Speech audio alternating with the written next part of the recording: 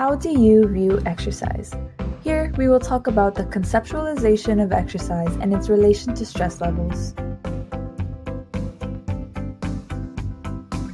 The term exercise is defined as activity requiring physical effort carried out to sustain or improve health and fitness.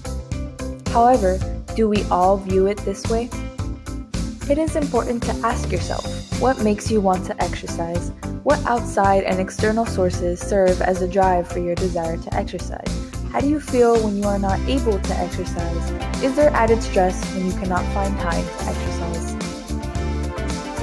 Let's take a look at this example. Simon wants to start working out since he has more free time this semester.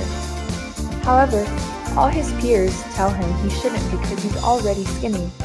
We have to question, to what extent does the concept of exercise create added stress? These are results from a conducted survey. When asked why students incorporated exercise into their routines, we had varying percentage, including 34% because people tell them they should, and 23% including that because their peers do it. We must also ask, how much do people influence your desire to exercise? When asked if any figure of authority has affected the amount of exercise they do, 69% of students reported yes, 23% of students reported no, and 7% of students reported maybe. It is important to take note of time management, as many students work very hard. Approximately 38% of students reported to have little to no free time, while 48% reported to have a moderate amount of free time. With these results, we also saw a greater number of reports in daily/weekly activities during leisure time being watching movies with 70% and spending time with family at 62%. Social media is also a large factor.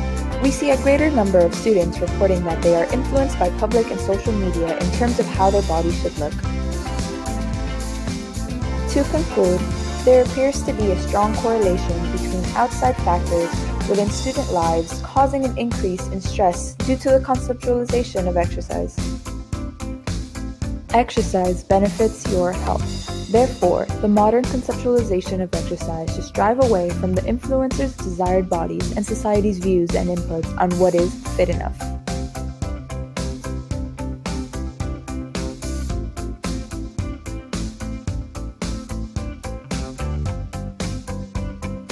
Do it, Simon, today.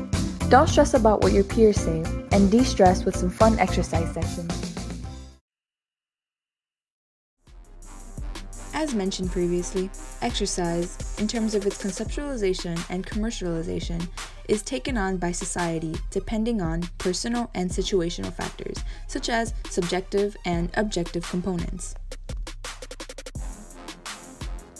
Continuing with the example of Simon, it can be seen that his body type and body structure is a subjective factor, while his increased in free time is now an objective factor. Using this response from the survey conducted, when asked, to what extent do you get stressed when you cannot find time to exercise as much as you desire or at all, out of 90 responses, the average number was a 3.31. Overall, it is important to try and note the significance all these factors have in terms of how the concept of exercise affects students. Some of these representations of exercise generate increased stress levels for individuals developing the idea that they need to exercise in excess and others who are afraid to. We can begin to discuss how concepts such as exercise addiction and over-exercise take into place. Research shows that going above and beyond doesn't necessarily increase your health benefits. A specific study found that light to moderate runners had a lower risk of death than people who didn't exercise at all. But with a surprising turn, some people who ran at a faster pace or more intense pace for more than 3 times a week had a similar risk of dying as non-runners. Another example of a component that arises from the misconceptualization of exercise includes the increase in social anxiety, as it is seen that teens claim that they are slightly uncomfortable when others are looking at them at the gym. We see here in these results that the majority of the responses all include a public and social media aspect of an influence. To conclude, I ask all of you to take into consideration the factors that you allow to influence your desired fitness level.